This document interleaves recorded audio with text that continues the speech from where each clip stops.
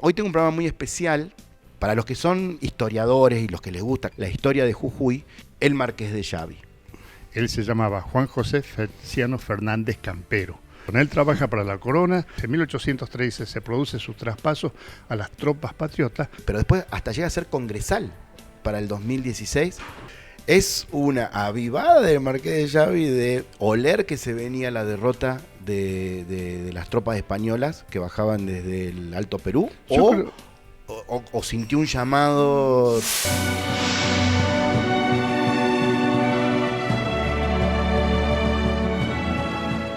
Hola y bienvenidos a un nuevo programa de Vamos al Teatro, el programa de las artes escénicas en Jujuy. Hoy tengo un programa muy especial. Siempre me guardo, creo que ya es como 4 años seguidos que viene Jorge acá a hacer distintas exposiciones sobre algunos temas de historia. Él creo que no se considera a sí mismo un historiador, sino un periodista de la historia. Ahí te lo va a explicar mejor él. La relación más importante que tengo con él es el libro que sacó hace poco, que es un éxito, que trajo tanta cola y que se comenta en muchos bares de Jujuy sobre el origen de Güemes. Pero a través de ese libro yo descubrí hechos históricos que tienen que ver con la historia misma, heroica, de Jujuy, y el gauchaje, el éxodo, Belgrano, y toda una historia tan rica que a veces la vamos desandando en un programa de televisión que tiene su limitación, pero que es importante más que nada que llegar a conclusiones, quedarte ahí después del cafecito discutiendo y buscando historia. A mí una vez me dijeron, no hay nada más hermoso en el arte que cuando salís de ver algo te lleva a seguir indagando, y eso me lo dijeron por Borges. Lo que tiene Borges, cuando vos lees Borges, no te puedes quedar con Borges. Tenés que ir a leer Las Mil y Una Noches, tenés que ir a buscar historia gauchesca, tenés que buscar otros autores nacionales.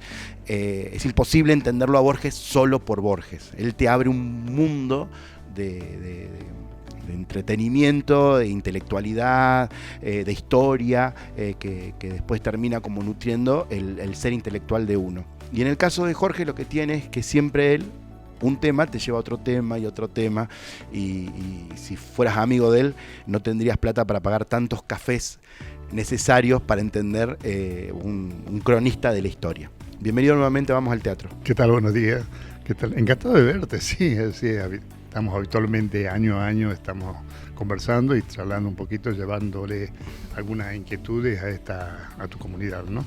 Bien, lo que quiero decirles es que Jorge también él tiene su propia agenda. Hace poco estuvo en una conferencia, hemos tenido, digamos, la posibilidad de acompañarlo, pero esta vez yo le marqué la agenda, porque quiero instalar un tema que me parecería importante, traer un personaje sumamente, pero para los que son historiadores y los que les gusta, que son muchos, ¿no?, la historia de Jujuy, el tema de el Marqués de Yavi, que es un personaje sumamente pintoresco de la historia, en la época más caliente de la construcción de la independencia de la patria, pero también de la identidad jujeña, que en la Puna se instala y que hay mitos y realidades que vamos a tratar de ir desarmando, más que nada para generar debate, no para bajar conclusiones, porque la historia no tiene una sola mirada.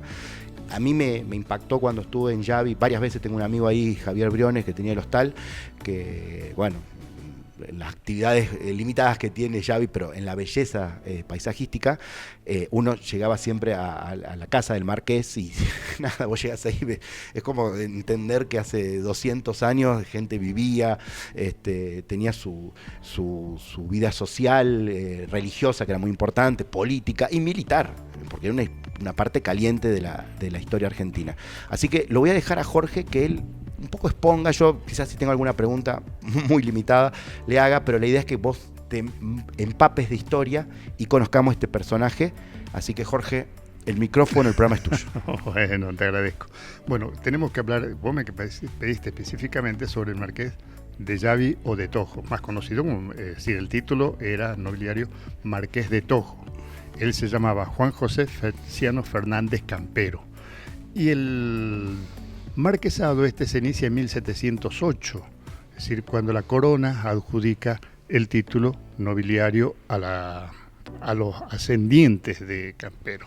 Este título comprendía además el territorio, que era bastante extenso, el sur de Potosí, Tarija, parte de Tarija, Tojo, Yavi, Santa Catalina, Rinconada, parte de Humahuaca, Santa Victoria Oeste, Iruya, llegábamos a San Antonio de los Cobres, bajábamos hasta el norte de Catamarca, era amplio, cerca de 1 millón de hectáreas cuadradas. Era riquísimo, y en eso tenemos que tener en cuenta lo que se decía, de él dependían las encomiendas, el ganado y los cultivos de la zona. Es decir, él puede ser arrendaba. que en esa época él tenía que ver mucho con los animales que mandaba a Potosí para carga de plata. Es decir, sacaba mucho de Rinconada, se sacaba, no él, sino ya los ascendientes, porque ya en la época en que él está, ya la producción baja mucho, pero salía mucho de las minas de Rinconada. Rinconada se llamaba Rinconada del Oro en sus inicios, por la cantidad de material que tenía. Y él tenía también una residencia en Casabindo, y eran los lugares que él fundamentalmente se dedicaba al cultivo. Él arrendaba las tierras a los nativos de la zona, quienes le pagaban un tributo a él y a la corona. Era lo que habitualmente ocurría. Pero trabajaba para la corona. Trabajaba para la corona. Él trabaja para la corona hasta que ocurre lo de la guerra de independencia. La guerra de independencia ya comienza un poco el dudar de él.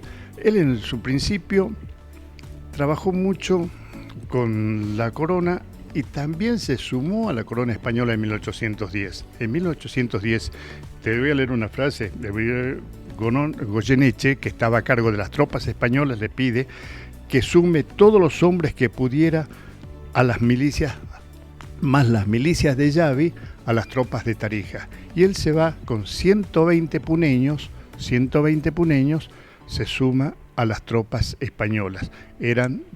La mayoría eran infantes e infantería, eran gente que se sumaba al ejército siendo infantes, porque había una cédula de la corona española que los nativos del marquesado no podían montar a caballo. Entonces no era gente de a caballo, claro. Era gente que era lo que ocurría con la gente quebradeña, sí, ellos eran criollos, gauchos, en cambio los nativos por lo general no montaban caballo. Me llamaban marqués.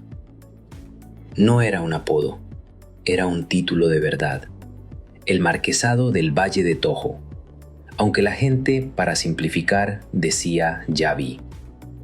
Yo tenía todo para obedecer al rey, pero cuando una tierra empieza a despertar, hasta los títulos tiemblan.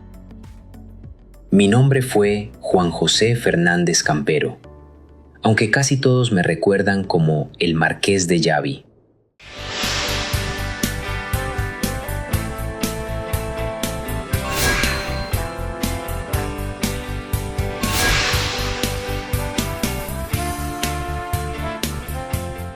Pregunta que a mí siempre, y la gente por ahí lo va a compartir. Digo, es una época que por supuesto no había ni teléfono ni nada para comunicarse más que el correo. Ahora, comunicarse en Salvador de Jujuy, Tucumán, con Córdoba, Buenos Aires, ya había un corredor. Pero llegar hasta Yavi. Ese era el corredor, ese era el camino real, esa es la importancia que él tenía. Por eso era muy importante el Marqués. Digo, una noticia de lo que pasó en la Revolución de Mayo hasta que llega a Yavi. ¿Qué tiempo? Y no, son aproximadamente un mes. ¿Un mes? Un mes, quizás menos, pero... Y mientras tanto ya ocurrían cosas. Ya iba ocurriendo. Pero, por ejemplo, se da el caso con el Marqués de Yavi. A fines de junio, se ocurre, ya llega la información de la independencia. Y ya se comienza el llamado a conformar un congreso, que sería la Junta Grande, para que ratifique, y en cada cabildo para que ratifique la independencia de su cabildo, de su zona, por lo general. Eso ocurre, por ejemplo, Córdoba tarda en hacerlo, pero sin embargo lo hace Salta, y después empiezan a mandar sus representantes. Jujuy es la primera. No, primero es Salta, porque ya llega Feliciano Chiclana, porque estaban en desacuerdo, pero después, bueno, en Jujuy comienzan a buscar su representante, y el representante por Jujuy es Juan Ignacio Gorriti, el canónigo Gorriti, y por Orán se designa al que era teniente gobernador de Jujuy en ese momento, Diego de Pueyrredón, quien renuncia al título, renuncia como representante al Cabildo por Orán, renuncia porque lo sumaban a las tropas patriotas, se iba con el ejército, entonces no podía ejercer el cargo, y designa en su reemplazo al Marqués de Campero. El Cabildo de Orán lo designa al Marqués de Campero, que no puede que es popularmente conocido como el Marqués de Llavi. Marqués de Llavi. Lo que pasa que él no se suma, en ese momento decide pasarse a las tropas españolas y lo nombran al jefe del regimiento en Tarija. Goyeneche lo nombra.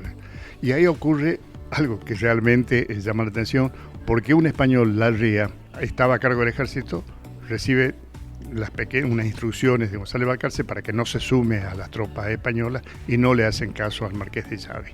No le hacen caso y se vuelven y se suman a las tropas patriotas cerca de la batalla de Suipacha, todo ese tiempo. Pero durante todo ese tiempo el Marqués de Llavi está con las tropas españolas. Sigue trabajando con las tropas españolas a tal punto que recién en 1813, de 1810 a 1813, en 1813 se produce su traspaso a las tropas patriotas en la batalla de Salta.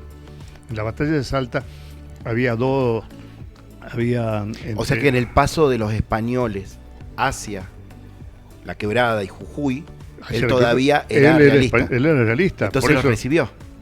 Los debe haber recibido. No, él venía con las tropas realistas. Ellos venían con las tropas realistas. Y eso era un poco un temor de Belgrano, porque realmente sabía que él conocía todo claro. el territorio. Entonces, por eso era. Pero en ese momento, bueno, llega hasta que lo dejan como teniente gobernador de Salta, en su momento después, antes de la batalla de Tucumán, y ya cuando vuelve Belgrano, después del éxodo, después de la batalla de Tucumán y en la batalla de Salta, se produce el Marqués de Campero, pasa a integrar a las tropas patriotas. Ahora la pregunta es, ¿es una avivada del Marqués de Llavi de oler que se venía la derrota de las tropas españolas que bajaban desde el Alto Perú? ¿O sintió un llamado de la tierra? Porque a veces también se lo romantiza, con esta cuestión de que él, digamos, tiene un llamado, digamos, a cubrir parte de lo que tiene que ver con el legado de ser, digamos, defensor de la independencia.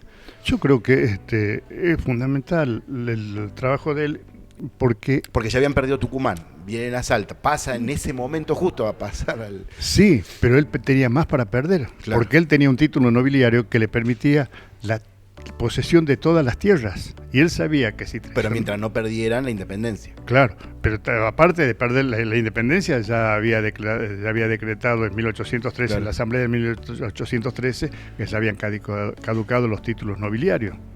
Aunque a él se lo conservaban como al barón de Holmberg, claro. Eran los dos títulos que todavía se conservaban en el país. Pero en el país. En el país. Ahí se ve lo importante que es esta sí, parte de la historia. 2 títulos nobiliarios solo relacionados con las batallas del norte, el éxodo y toda esta historia tan rica que conocemos. Sí, son los dos. Y lo que pasa es que sí, yo creo que tiene mucho de patriotismo, porque él termina... por lo general se le iba a quitar las mercedes, esas tierras, y ganaban los españoles. Claro. Entonces, por eso creo que era importante su suma a las tropas patriotas.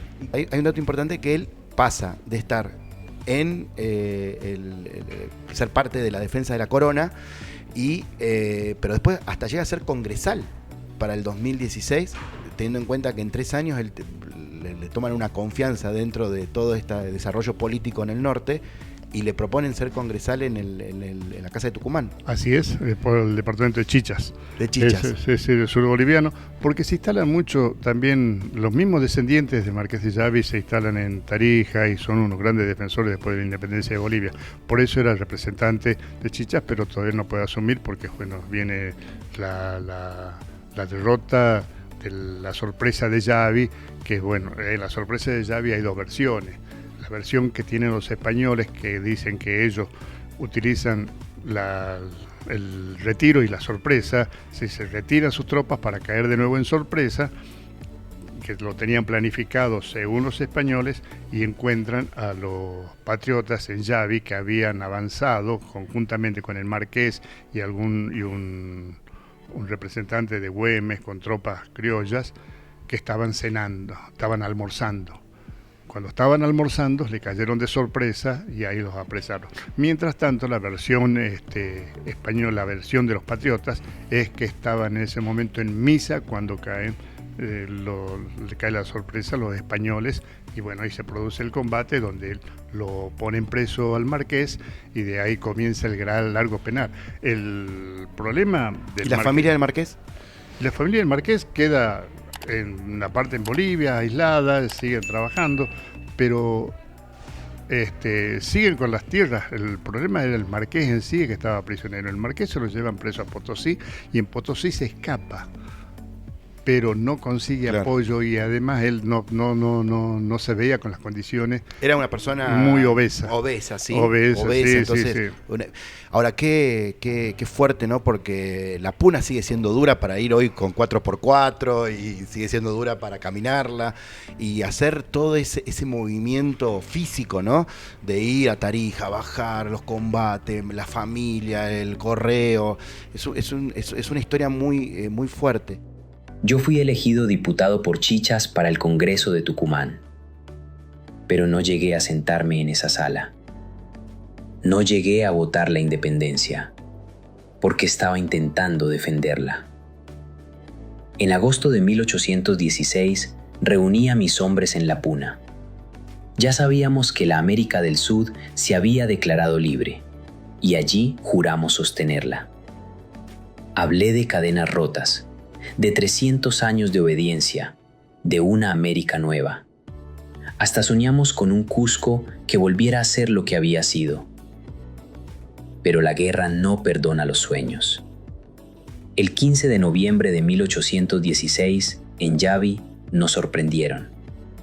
El pueblo quedó envuelto, los caballos cayeron, los tiros bajaban desde la loma, y lo que no fue muerte, fue prisión.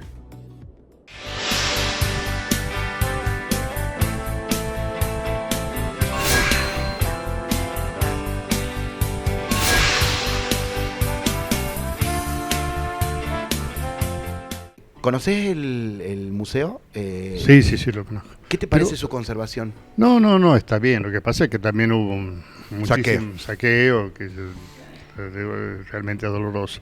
Pero el marquesado es importantísimo en toda en lo que produjo, lo que se vivió.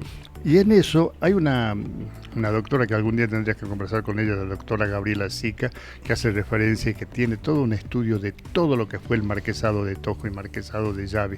La doctora Ana Teruel también son las personas que han trabajado y ven lo que ha sido la explotación de todo ese territorio durante varios años. ¿Pero cuánto se llevaron de todo eso a España?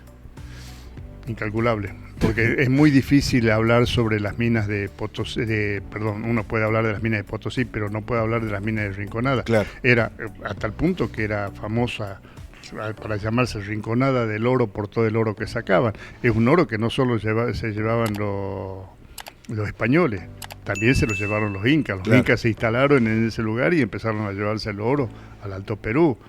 Jujuy, es decir, esta zona fue saqueada no solo por los españoles, sino también por tribus de otros países, ¿no? Para ir cerrando, Jorge, ¿qué importancia tiene este marquesado y el personaje? A mí me parece como impactante el personaje, ¿no? De un marqués con toda su elegancia y con toda su, tratando de instalar una vida europea en un lugar muy rústico, sobre todo en esa época. Entonces, ¿qué importancia tiene para Jujuy? Digo, para que las personas, cuando van a la Quiaca, cuando van a conocer la Puna, se lleguen a conocer el museo del Marqués de Yavi, y sobre todo para que podamos como sostener esa historia de una cuestión real, muy importante, dentro de la historia de Jujuy, que termina beneficiando a Jujuy en este romanticismo, como todos los que venimos de afuera, terminamos siendo parte de la cultura y terminamos teniendo más, yo por lo menos soy rosarino y termino sintiendo más identificado con Jujuy que con Rosario. Digo, el jujeño que está afuera es jujeño. Sí. Uno viene acá y como que termina teniendo esa cuestión, en ese punto yo siento que Jujuy tiene algo mágico que termina a todos atrayéndonos a estar acá y ser parte de la historia. No, yo creo que la casa de Yavi es realmente importantísima, porque es la cabeza de un marquesado. Es decir, que es importante por todo lo que se puede guardar y lo que se puede contar. Tiene una biblioteca hermosa, pero además también tiene algo muy importante y que uno es necesario ver: la iglesia de Yavi. Y es tan española, que para Semana Santa todavía se conserva el llanto de las lloronas que van rondando en castellano antiguo alrededor de la plaza, las antiguas letanías. A ver, eso, hay un estudio antropológico sobre las teatralidades en Jujuy, que tiene que ver con el carnaval, con los amilantes y con las lloronas, porque no dejan de ser, desde otro lugar más chamánico, pero actrices que tienen un llamado, y verlos en vivo en el Viernes Santo, creo que es. Viernes Santo, sí. Es impactante el llanto y bueno, la gente queda muy impactada porque es un momento así como muy religioso, pero también tiene como una ritualidad, como ha tenido que tener la iglesia con Jujuy, ha tenido que relacionarse desde otro lugar con lo que trae y lo que se relaciona de acá. Así que lo recomiendo. Lo que sí, yo no voy hace muchos años, pero cuando fui la última vez, ya la cantidad de gente que va es impresionante, entonces también es como que queda ahí en la masividad, pero la verdad que no se lo pierdan, Viernes Santo, para vivirlo en Yavi, porque es impresionante. Bueno, Jorge, te dejo. La verdad, no, te quiero decir una cosa, antes de cortar. Has aprendido a meter, me acuerdo de la primera entrevista, que siempre quedan esas ganas, pero has logrado meter más o menos todo lo que quería que la gente... Digo, no es nada, son títulos todo lo que hablaste, pero la gente puede profundizarlo y bueno, cualquier cosa se contactan con Jorge, te estoy metiendo en un lío, pero no, Jorge es la persona más generosa para cualquier duda que tengas. De hecho, cuando estoy con temas como Belgrano, Éxodo, siempre es una de las personas que primero recurro para hacer consultas.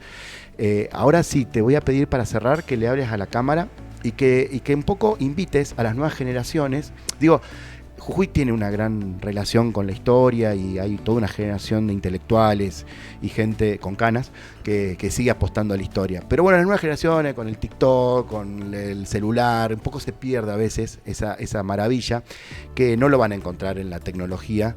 De hecho, me corregías algunas cosas de Wikipedia que uno a veces lee que están como muy por encima, para que se vuelquen al libro, para que indaguen en la historia de Jujuy, porque realmente hay tantos puntos de conexión entre lo que vivimos y lo que somos, que para hacer un mejor futuro hay que conocernos de dónde venimos para seguir adelante con esa identidad jujeña. Así que yo te agradezco nuevamente por haber metido todo en un programa. No, agradecido y soy te dejo yo. el mensaje con la gente. Solamente quiero decir a toda esta comunidad, a toda tu audiencia y a toda la gente, la importancia que tiene la historia en nuestra persona, en las personas que uno se va cultivando cada vez más, y es necesario conocer lo que uno ha vivido, lo que han vivido nuestros antepasados, y que tenemos que buscar no cometer los mismos errores, porque la historia siempre se repite, pero tenemos que esperar que se repita siempre en busca de lo mejor de una comunidad. El 15 de noviembre de 1816, en Yavi, nos sorprendieron. A mí me tomaron vivo, a muchos de los míos no. Para los realistas, yo no era un rebelde cualquiera, era un noble que había desobedecido al rey. Después vinieron las cárceles, los traslados, la enfermedad y la muerte lejos de mi tierra.